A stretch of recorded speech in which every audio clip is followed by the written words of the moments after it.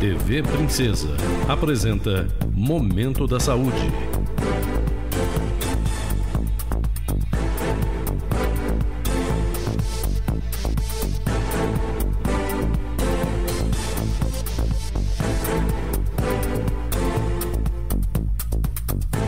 Programa da Associação Brasileira de Medicina Preventiva, ABRAMEP. Olá, este é o Momento da Saúde, um programa produzido pela Associação Brasileira de Medicina Preventiva, ABRAMEP, e a Fundação Cultural do município de Varginha. Logicamente, a nossa queridíssima TV Princesa. Hoje estamos recebendo aqui o nosso grande amigo, nosso querido médico cardiologista, Dr. Armando Martins Pinto. Olha aí, Preventino, faz uma saudação para o Dr. Armando. É uma grande honra para nós, doutor. Armando, é pra gente mesmo, realmente, eu te falei, eu estou muito feliz de estar aqui com você, né? Gostaria que você se apresentasse aí para os nossos telespectadores, né? Como é que você conseguiu chegar aqui na nossa cidade, Armando? Você devia ser cientista, devia estar lá em Harvard, lá no Hospital do Coração, devia estar lá em outros lugares aí, porque você é um cientista e, no entanto, veio aqui para a nossa cidade de Varginha. É a maior alegria. Aliás, primeiro, olá a todos, agradeço primeiramente ao Adilson, que evidentemente está falando muito mais pela nossa grande amizade do que pela realidade dos fatos. Você realmente é o maior, você é o nosso maior ícone aqui na cidade. Isso é bondade sua, isso é muita bondade. Mas eu estou em Varginha há 37 anos, graças a Deus, hoje eu sou um cidadão varginhense e sul-mineiro. Eu acho que esse nosso rincão aqui do sul de Minas é uma coisa fantástica. E a maior alegria, eu é que tenho que agradecer a Deus por ter o privilégio de ser um cidadão sul-mineiro. Mas eu cheguei em Varginha há 37 anos, vim aqui inaugurar um primeiro CTI da cidade, que foi o CTI do antigo Hospital Rio Verde, que hoje é o nosso hospital. Foi um marco lá no Hospital Rio Verde. Olha, foi lá que nós conhecemos você, exatamente. Você ainda era estudante de medicina. Estudante de medicina. Vim com uma Kombi lá de Itajubá, trazendo um monte de alunos, e o Armando foi quem nos recebeu aqui. O Elvio, que se tornou cardiologista até por sua conta, Não né, só Armando? o Elvio, como também a Beth, olha todos aí, dois são cardiologistas. Que coisa boa.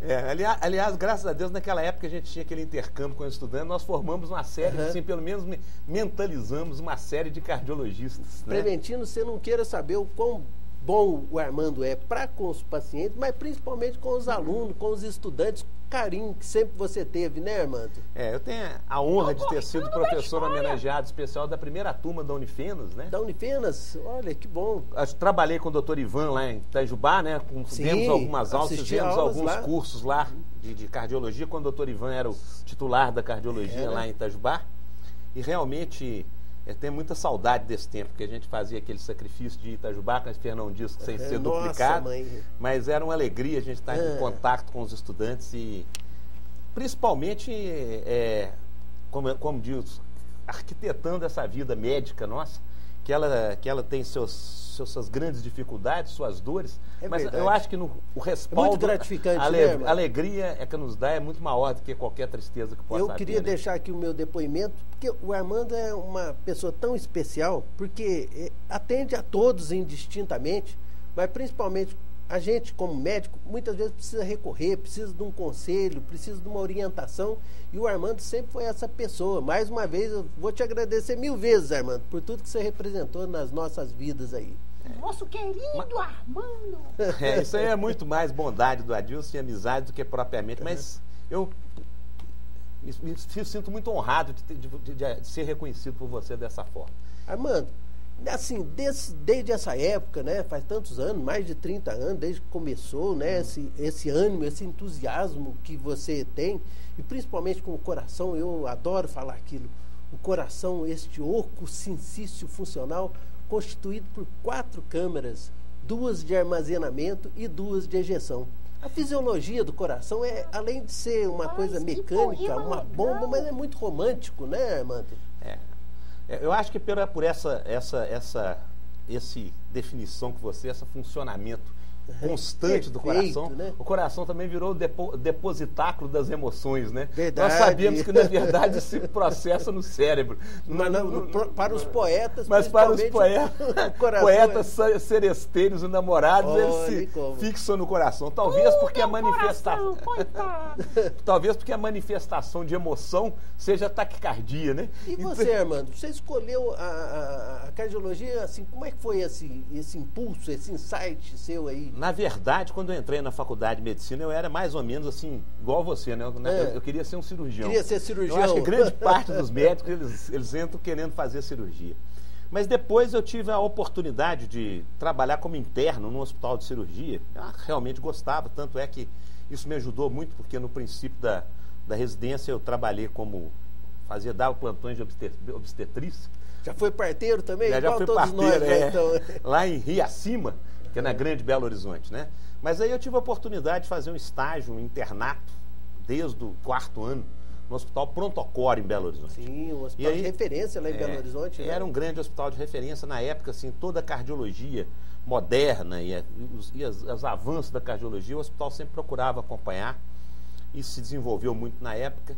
Então, eu comecei a ser interno desse hospital, passei a ser residente e resolvi fazer cardiologia. Que coisa boa. E desde lá, assim, quais os principais avanços, Armando, que você viu nesses últimos anos, assim, que representa hoje que o coração não é um bicho-papão? Eu lembro quando a gente ia levar aqueles pacientes fazer cateterismo lá em São Paulo, lembra? Parecia um cortejo fúnebre, né? Todo mundo triste, já imaginando alguma situação. E hoje o coração cada vez mais se conhece mais sobre ele. O manejo, como é que está o manejo agora do coração, Armando? O coração é uma coisa interessante, né? Os médicos antigos que nos precederam, os grandes cientistas do século XIX e mesmo no começo do século XX, eles falavam que o coração era um órgão intocável, que jamais você poderia exercer mexer. Qualquer procedimento cirúrgico ou tocá-lo, né?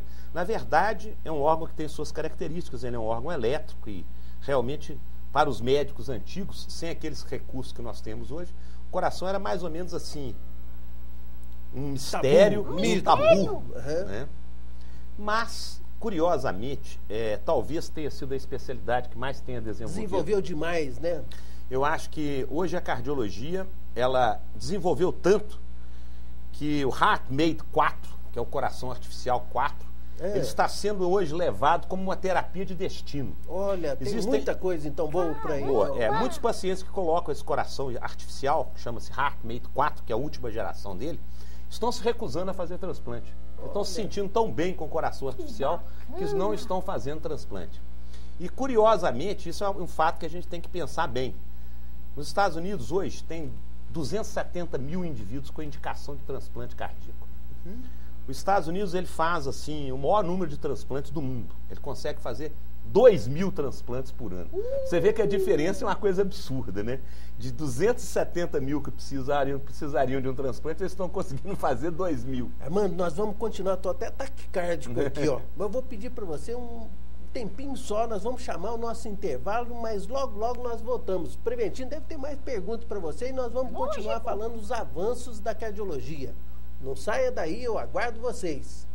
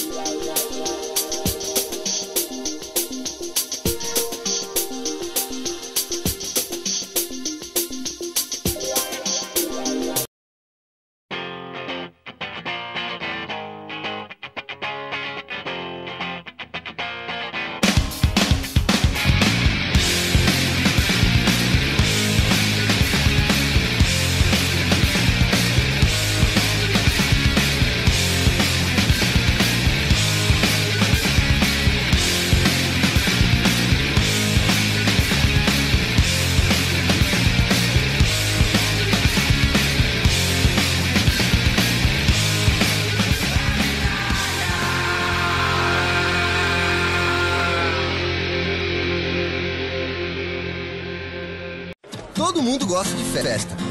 E tem festa de todo tipo.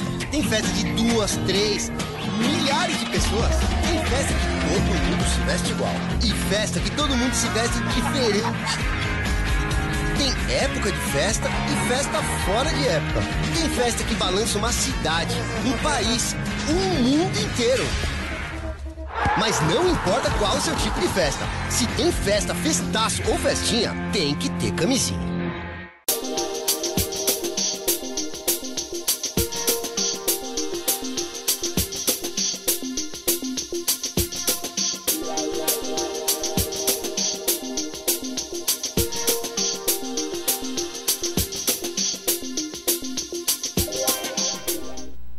Estamos de volta com o Momento da Saúde. Hoje aqui de uma forma até festiva, recebendo nosso grande amigo, Dr. Armando Martins Pinto, talvez o nosso maior cardiologista aqui da nossa cidade, pelo menos para mim, doutor Armando. E Armando, você me dizia, estava falando para os telespectadores sobre os avanços, sobre a questão dos transplantes, coração artificial.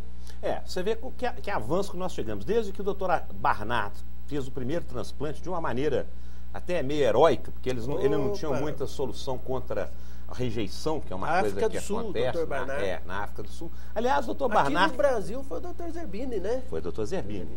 Com o João Boiadeiro, né? João o primeiro Boiadeiro, coração. Olha aí, João gente. Boiadeiro, E o livro dele chamava Um Ponto no Infinito, né, mano? Nossa, gostava demais desse livro, viu? Exatamente. E dessa forma, hoje... Você vê com 270 mil pacientes nos Estados Unidos com indicação de transplante, conseguindo transplantar só 2 mil. Tem que criar alguma coisa em série, né? O coração artificial vai ser uma realidade, quer dizer, muito próxima nós vamos ter esse grande avanço. Não é mais ficção. Infelizmente, por enquanto, muito caro. Um coração desse está na faixa de $300 mil, o que é um preço ainda muito... Mas eu acho que em breve isso daí vai acontecendo. Os chineses devem pegar lá e fazer alguma gambiarra lá. Preventino, você quer fazer uma pergunta, doutor Armando? Doutor Armando, esse assunto é muito interessante. Haja coração! E as carnes, doutor? E as gorduras? As gorduras, Armando, o colesterol, o triglicérides... O que você pode, assim, decodificar para os nossos telespectadores aí, falar um pouco sobre essa questão aí das dislipidemias, né? Nós temos que, as dislipidemias, principalmente o colesterol alto. O colesterol ele é um fator de risco inegável. O que é colesterol, Armando? O que é colesterol? O que é o colesterol é um éster, né, que é sintetizado de duas formas. Ele é absorvido pelo intestino através das gorduras de origem animal, sofre uma transformação hepática. Sim, sempre passa pelo fígado, então. E ele é importante. Ele é importante porque ele forma hormônios. Por exemplo, se nós temos testosterona e outros hormônios, a gente precisa do colesterol. Dessas gorduras. E ele também serve para a síntese da parede celular. Essas células nossas que se removem da membrana necessitam de colesterol.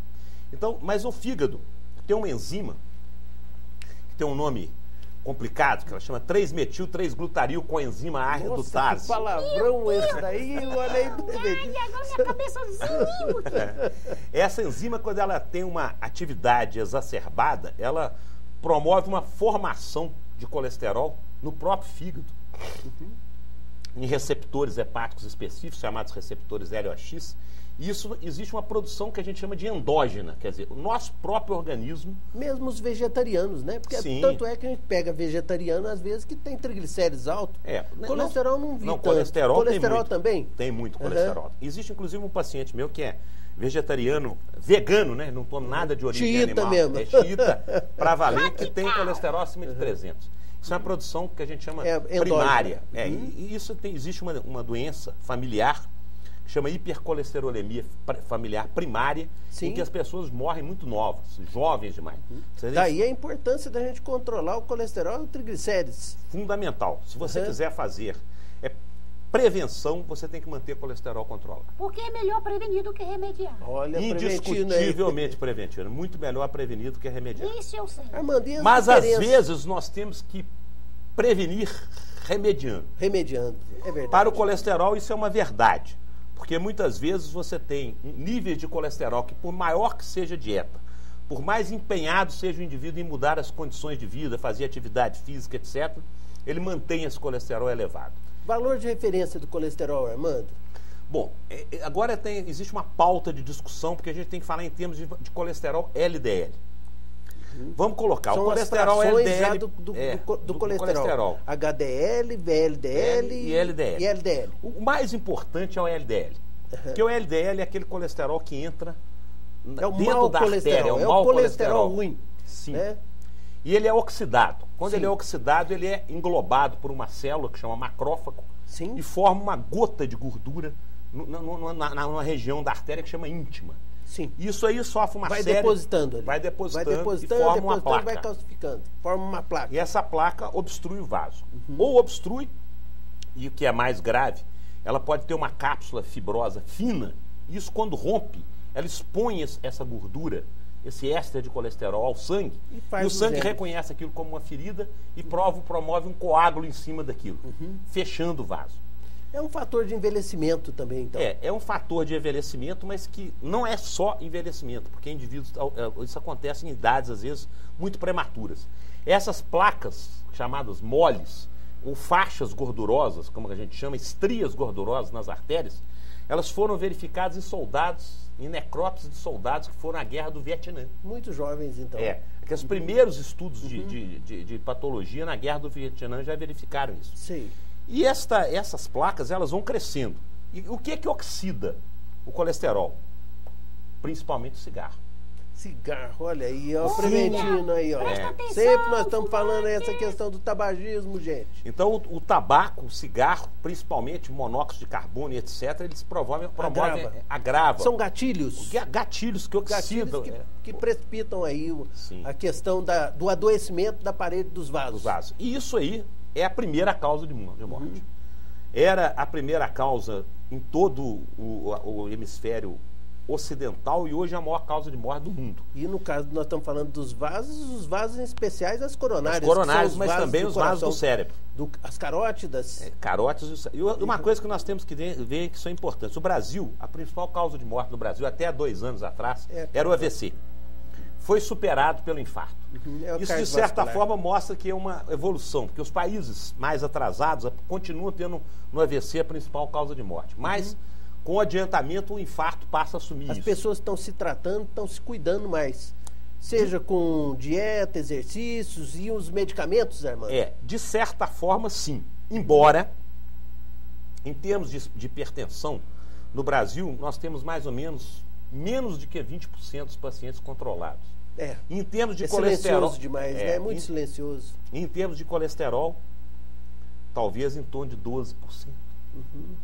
Porque as pessoas não sabem que tem um colesterol elevado. Exatamente. Portanto, a recomendação é para que as pessoas, nos seus exames periódicos, façam esses exames. Dosem o colesterol. É o que eu falo que é uma coisa simples, que não é um exame muito caro.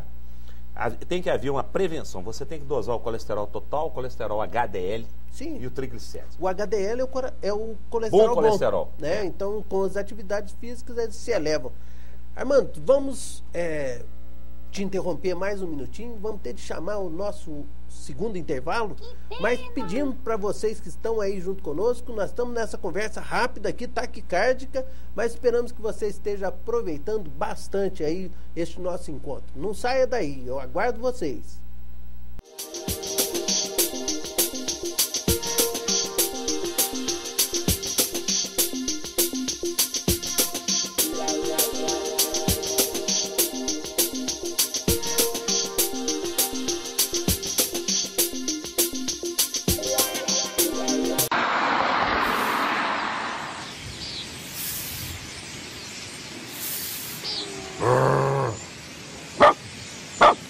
Sai daqui, cachorro!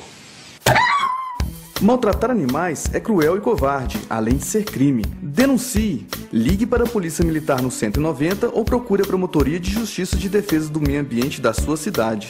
Ministério Público de Minas Gerais.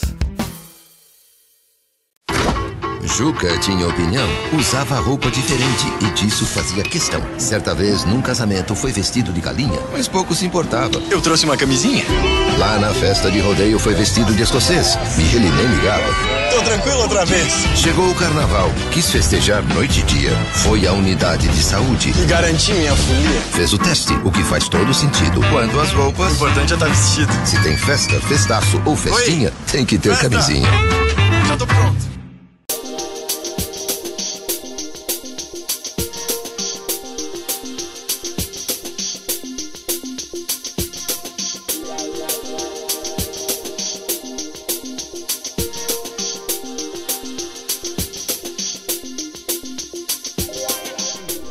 Estamos de volta com o Momento da Saúde. E aqui estamos conversando com o Dr. Armando Martins Pinto e falamos que a gente tem que viver a vida com bom humor pro coração, né? O senhor ia fazer uma saudação pro preventivo, doutor Armando? Que a despeito de vicissitudes e atabalhamentos, o preventivo permanece incólume, né? Permanece. E aí você, preventivo? Permita-me, Vossa Excelência, introduzir a ponta do meu dedo mínimo da minha destra intrusa no depositório tabáquico de Vossa Excelência? Nossa, mãe.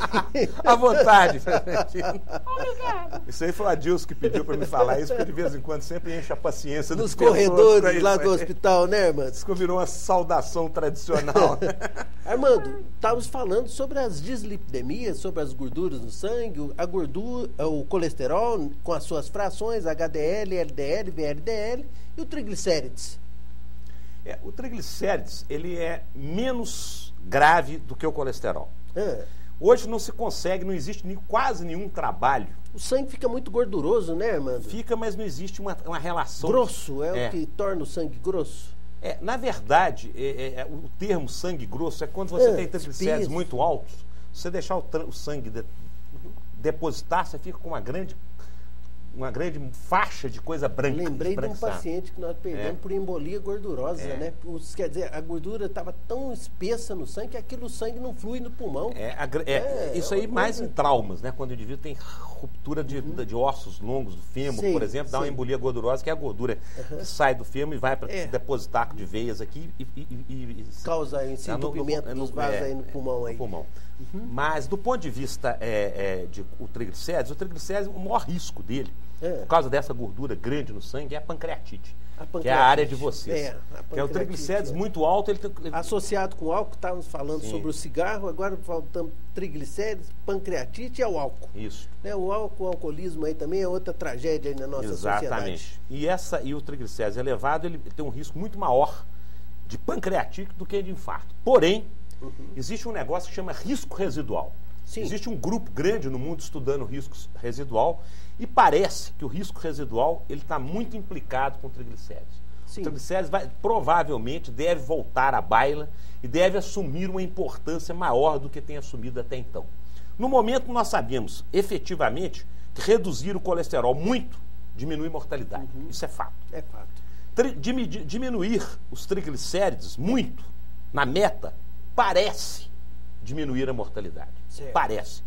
Claro que quando a gente estudar melhor esse chamado risco residual, nós vamos ter isso. Dá para fazer uma analogia aí com relação às gorduras trans, que é tão falado na mídia aí, nos alimentos, fala-se nas margarinas, nas confunde tudo isso aí, explica direitinho. Na verdade, a gordura trans, ela acaba, entre aspas, propiciando um aumento do colesterol. Sim. Ela está muito ligada ao aumento do colesterol. A gordura trans é a chamada gordura ruim.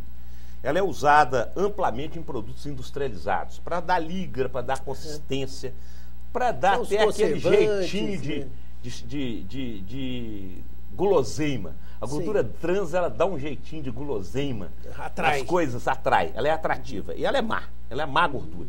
A gente sabe que a gordura... Então, cuidado com a gordura trans, gente. Sempre olhar a embalagem, se contém gordura trans, não consome, né? É chamada de gordura nitrogenada. Então, às vezes você não vê trans, mas você vê gordura nitrogenada. A gordura trans é péssima. Mas o que a gente tem que pensar que é importante é a chamada dieta, que o pessoal chama de dieta do Mediterrâneo. Sim. É você dar privilégio a carnes mais magras, principalmente peixe, aves, grelhadas. Você consumir azeite de oliva, que é uma boa gordura, extra virgem, que é uma boa gordura. Você consumir um pouco de resveratrol, que você pode ser tanto no suco de uva, o vinho tinto seco, em pequenas quantidades. Eu falo que nós, como médico, não gostamos de prescrever bebida.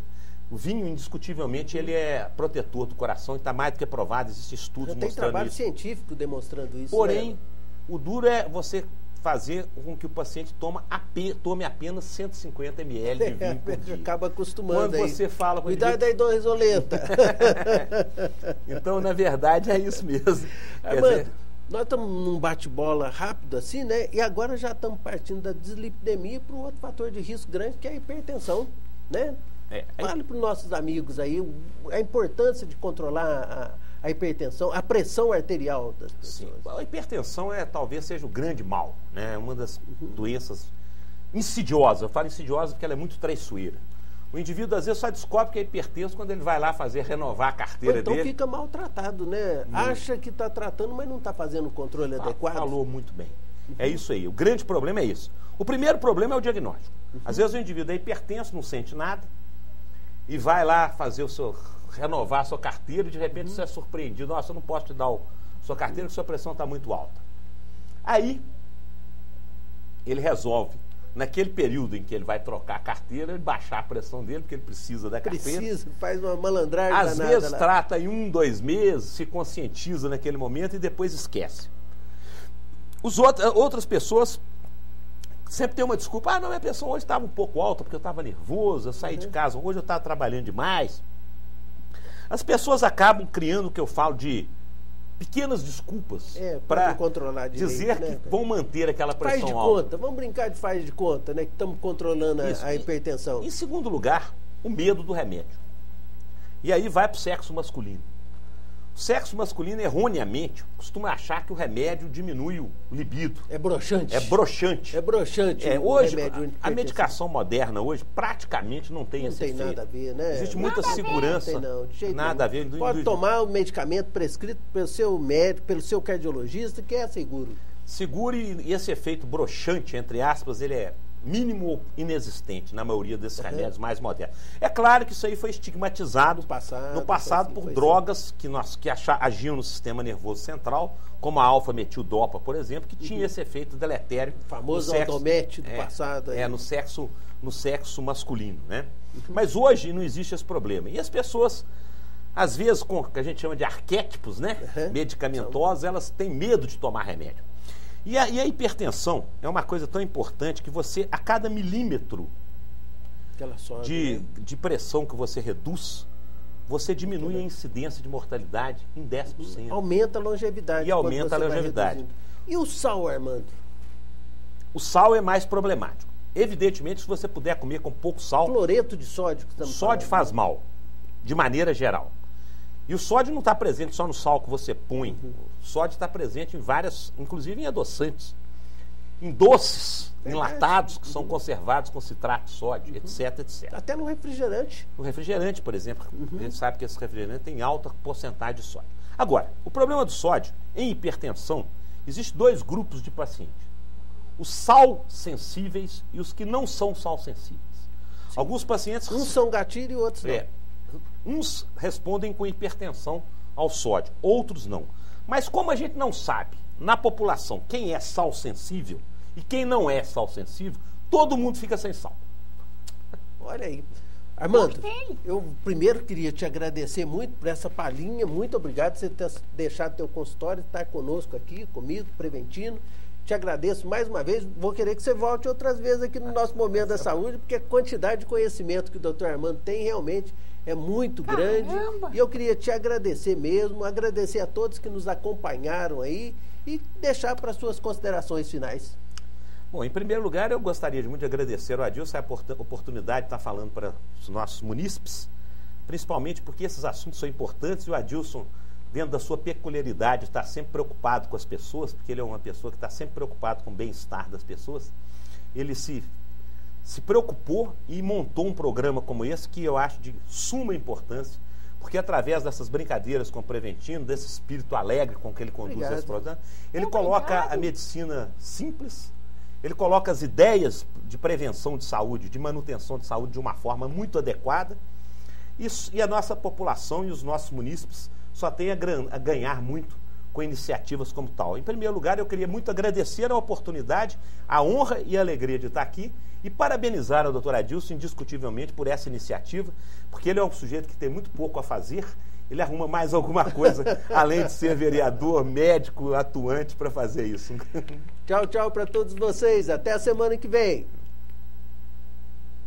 Fala, Preventindo. Tchau, tchau, gente. Tem que falar, o pessoal está ouvindo a gente ainda. Obrigado mesmo, Armando. Um abraço.